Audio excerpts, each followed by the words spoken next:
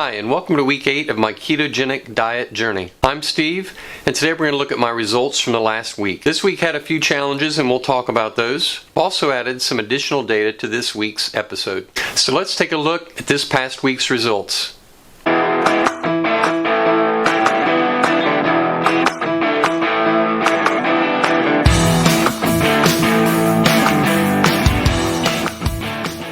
So let's take a look at my key areas and see how this past week went. My weight loss is yellow again this week. It seems like I've hit a plateau, which is fine. My fat loss is going very well, but my weight has not dropped. My percent body fat and my stomach size have both decreased, and they continue to every week. Energy level, mood, and hunger cravings are also good. No change in those for this past week. And my sleep continues to improve also based on using some meditation and other sleep enhancement methods. So aside from weight loss, it's been a really good week. So this is some data I've added for this week just to make it clearer for those who are using their cell phones to watch my episodes. What I'm depicting here is the data on a week-by-week basis versus a day-to-day basis. I think it's easier to see the trends over the long term. I've also added the categories on the right that show weight, glucose, stomach, insulin, and carbs, which are the key data points that I'm tracking from week to week. If we take a look at weight from week 1 to week 8, I've lost 22 pounds so far on the ketogenic diet. My glucose has dropped an average of 41 points per week. I've lost 4 inches on my stomach size since week 1. My insulin has dropped almost 50 units per day since I started. And my carbs are down from 120 per day to 10 per day. I think it makes it easier to see where my stats are going by presenting them this way. Let me know in the comments if you like this. Here's my daily trends chart that I've been showing for the last 7 weeks on my progress. It's the same data that was on the previous chart.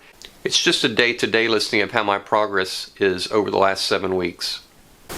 You can see on the top yellow line, which is my weight line, that it has flattened out over the last 3 weeks. My average glucose level is the red line, and it's going to fluctuate every day, up and down, peaks and valleys. That's just part of being a diabetic. I had an increase in my glucose that I had to manage with a little bit more insulin this week, and that's fine too.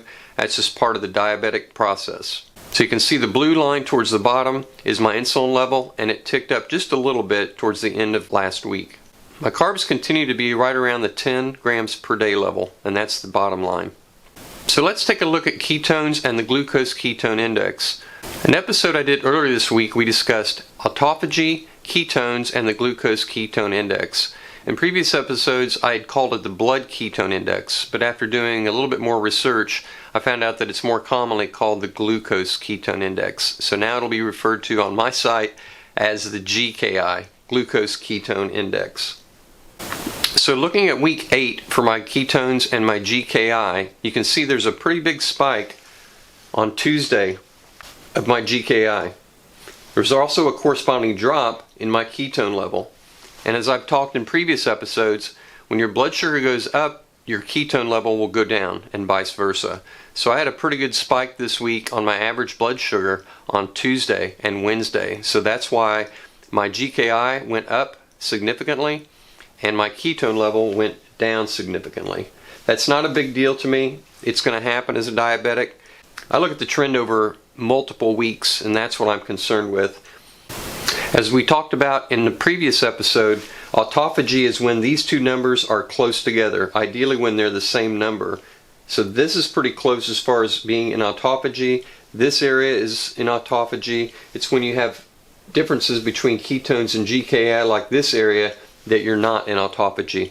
And I'll leave a link to the episode that we talk about autophagy in detail. So again, when you're talking ketone level, the area that's shaded in light blue is when you're in ketosis. So from point 1 and up, you are in ketosis if you're measuring it with ketones. With GKI, it's the exact opposite. With GKI, the lower you are, the more in autophagy you are. So I said in my previous episode that hospitals try to go from 1 to 0 in this area for patients that they're trying to shrink brain tumors. Anything above this with GKI, you're in ketosis. 3 to 6 is the sweet spot if you're using GKI to measure your ketosis level. 6 to 9 is low. Above 9, you're not in ketosis when you use GKI to measure. So looking at this week's detailed numbers, you can see what I was referring to on the previous slide. You can see the spikes that I had Sunday and Monday in my blood sugar level, and that raised my average blood sugar up significantly. My average for the week was 104, which is very good, but the deviation was plus or minus 30, which is not so good. I had 3 hypos and 2 hypers. That's something that hasn't happened for a few weeks. I don't have any idea what caused that. That's again just part of being a diabetic. Tuesday's numbers were very good, consistently green. And looking at the rest of the week, I had another low on Wednesday in the morning and in the evening, another low on Thursday, and then a high on Saturday up to 162. So that's going to happen from time to time. But overall, the averages are pretty good for the day. Just a few spikes here and there. So again, not too bad of a week. So let's take a look at my accomplishments for week 8. I'm continuing the OMAD program, 1 meal a day. I'm keeping my carb intake at 10 grams per day. I'm averaging at least 60 minutes per day of low impact exercise, walking and stairs. And continuing the apple cider vinegar regimen once a day in the evenings. I didn't start my regimen of push-ups and crunches, which is a goal for this week. I'll start that this week. I also didn't get my 36-hour fast in. I attempted to do that earlier this week, but after about 26 hours, my blood sugar had dropped to the point where I had to eat something, and that's the other challenge as a diabetic. I can't fast forever. I have to have something to eat or my blood sugar will go too low. So again, it's balancing my insulin intake with what I'm eating, and that drives how long I can go on a fast. So I'll give the 36-hour fast another try this week. So let's look at my week 9 goals. So for week 9, I want to start my daily push-up and crunch routine.